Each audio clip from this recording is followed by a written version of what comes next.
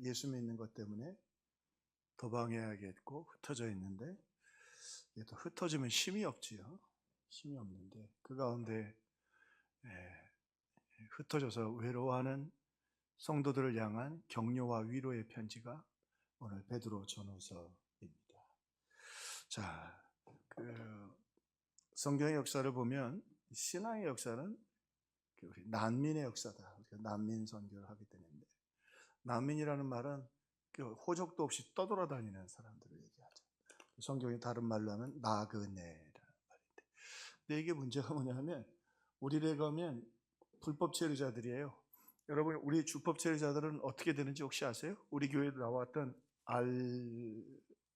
알리라고 하는 자매, 그 목동에 가서 젊은 사람들 모이는 데 갔다가 붙잡혔는데 없는 거예요. 그 정식 우리나라에 허가증이 없어가지고 다음날 그냥 바로 필리핀으로 갔어요.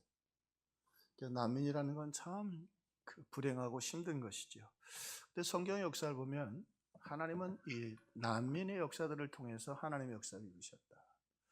베드로가 믿음의 조상인데 베드로에게도 뭐라고 말씀하시냐면, 너는 너희 본토 지적 아비의 집을 떠나라. 그 말은 난민이 되라는 말이에요. 보호가 없는, 너를 지켜줄 수 없는 곳으로 가라. 그리고 더 놀라운 건 아브라함은 난민인데 집도 짓지 마라. 그러니까 다시 말하면 하나님이 안 지켜주시면 살 수 없는 그런 삶을 살아라. 그 말은 뭐냐면 매일 매 순간 하나님만 의지해라. 그럼 내가 너를 책임져 주리라. 아브라함은 죽을 때까지, 야곱도 마찬가지고 집을 안 짓고 살았어요. 땅도 안 샀어요. 땅은 아내 막벨라 굴밖에 없었어요. 장례식은 자기 땅 해야 되니까. 그런데 성경은 뭐라고 말하냐면 그런 난민의 삶이 우리 신앙인의 삶이다. 그래서 하나님을 더 의지하게 된다. 혹시 여러분 무엇 때문에 지금 떠돌아다니고 있든지 힘들어하든지 주님 의지하기가 더 귀할 때이다. 통계를 보니까 우리나라도 그 36.1%가 혼자 사는 가정이라고 그래요. 가정 중에 성인이 돼서 70대 이상이 제일 많아요. 19.8%, 60대 17%, 30대도 17.4%, 20대 29세 이하도 17.8%나 돼요. 그러니까 전 우리 가정 중에 36%, 어휴, 엄청나죠? 절반 가까이가 혼자 살고 있다. 난민의 삶이 고독한 삶이다. 다 고독하다. 힘들다. 그런데 성경은 그 고독할 때가 주님을 만나기 참 좋을 때이다. 주님을 더 깊이 사귈 수 있는 저와 여러분이 될 수 있기를 바랍니다. 자, 또 하나, 성경은 난민들의 이야기인데 난민 정도가 아니라 흩어버리셨어요. 그래서 바벨론 포로로 그들이 우상 숭배하고 죄짓자 바벨론 지역에 흩어놓으셨는데, 이상할 정도로 하나님이 유대인들이 잘 뭉치거든요. 지금도 가보면 유대인들은 중국 사람들처럼 중국 사람 집성촌처럼 모여서 삽니다. 그래서 힘을 가져요. 그런데 이 바벨론에서는요, 그들이 흩어져 있는데도 그 바벨론이 얼마나 똑똑했냐면 유대인들은 회당 중심으로 모이니까 다 흩어버렸어요. 많이 모이지 못하도록. 그러니까 힘을 가질 수가 없고 뭘 할 수가 없어요. 다시 독립을 위해서 힘쓸 수가 없었던 거죠. 잘 흩어놓으셨어요. 자, 안디옥, 베니게, 구브로, 거기에 유대인들이 흩어져 있었어요. 여러분 좀 익숙하지 않으세요? 안디옥, 베니게, 구브로. 사도 바울이 복음 전하면서 거기에 그 시대가 끝나면서 돌아온 바벨론 포로들도 있었지만 안 돌아온 사람들이 있었어요. 안 돌아온 사람들은 다시 자기들끼리 정착촌을 만들었어요. 그리고 거기다 뭘 만드냐면 회당을 만들었어요. 그리고 그 회당이 초대교회 복음을 전하는 전초기지가 돼요. 그러니까 성경을 얘기하니까 바울이 그래서 항상 회당을 먼저 갔어요. 무슨 얘기예요? 수천 년 역사를 통해서 하나님이 그렇게 복음을 위해 다 준비하셨다. 할렐루야. 우리 어느 곳에 가든지 흩어진 거기도 복음을 위하여 하나님이 다 역사하셨다. 이 신앙의 역사라는 건 떠나는 역사. 너는 본토 친척 아비의 집을 떠나라. 이 떠나라는 다른 말은 버린다는 말이에요. 때로는 하나님이 우리를 버리게 해주시고, 용서하십시오. 자식들에게 외면당하기도 하고 돈으로 힘들기도 하고, 그러나 그 가운데 하나님의 은혜가 있고, 흩어져 있는 것 같지만 그 흩어진 거기서 하나님이 역사해 주시고 인도해 주신다. 왜냐하면 그들이 어느 정도 뭉쳤다면 다 돌아왔을 거거든요.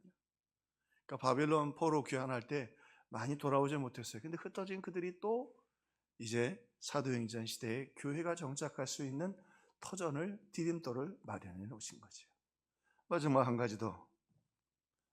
난민 신앙은 도망하는 삶이다. 성령 충만했던 우리가 초대교회로 돌아가자 그랬는데, 초대교회는 도망 다니는 교회였어요.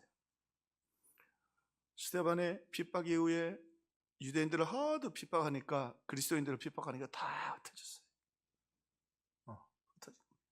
근데 사도 바울이 놀라는 게 하나 있었어요. 그게 뭐냐면, 바울이 가서 보니까 로마도 바울이 가기 전에 이미 교회가 있었어요. 왜? 도망간 사람들이 거기서 교회를 세웠어요. 자, 도망간 사람들이 교회를 세웠고, 바울이 도망가는 곳마다 교회가 세워졌어요.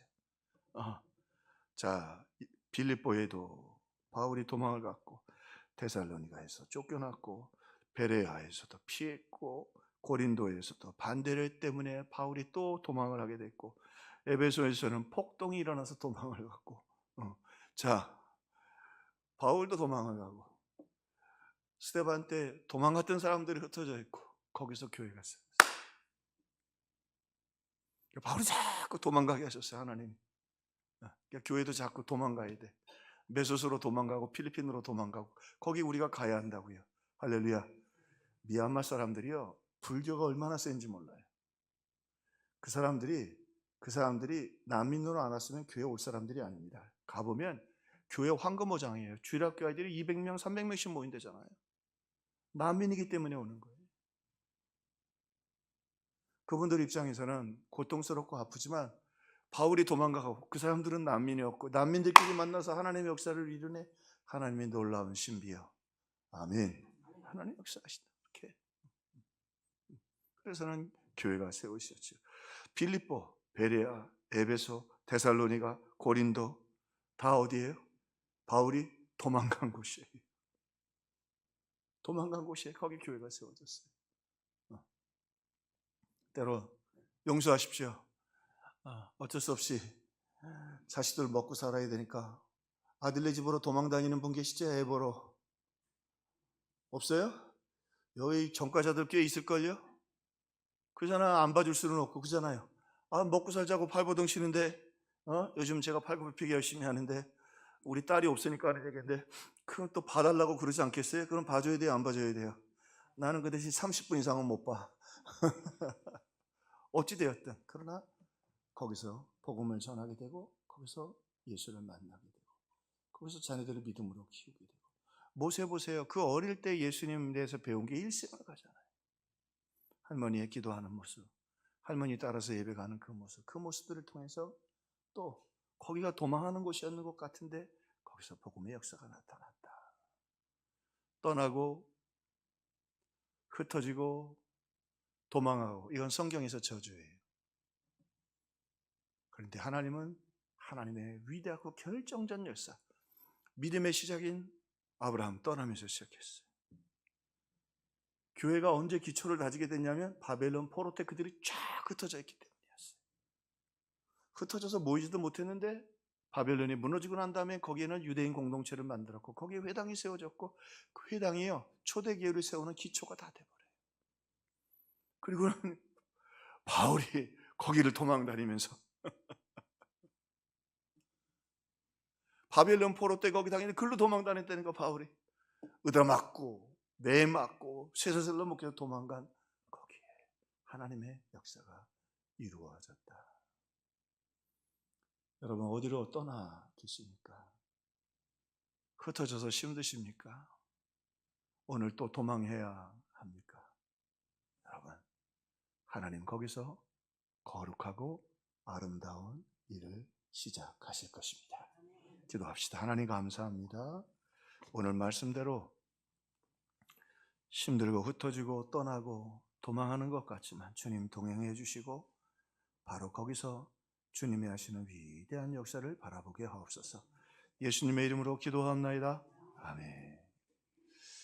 예, 오늘 프로그램들이 좀 많아서 설교를 좀 정리했습니다. 지금부터 주기도문 하신 후에 2시 25분까지 목장 모임 가지시면 될 것 같아요.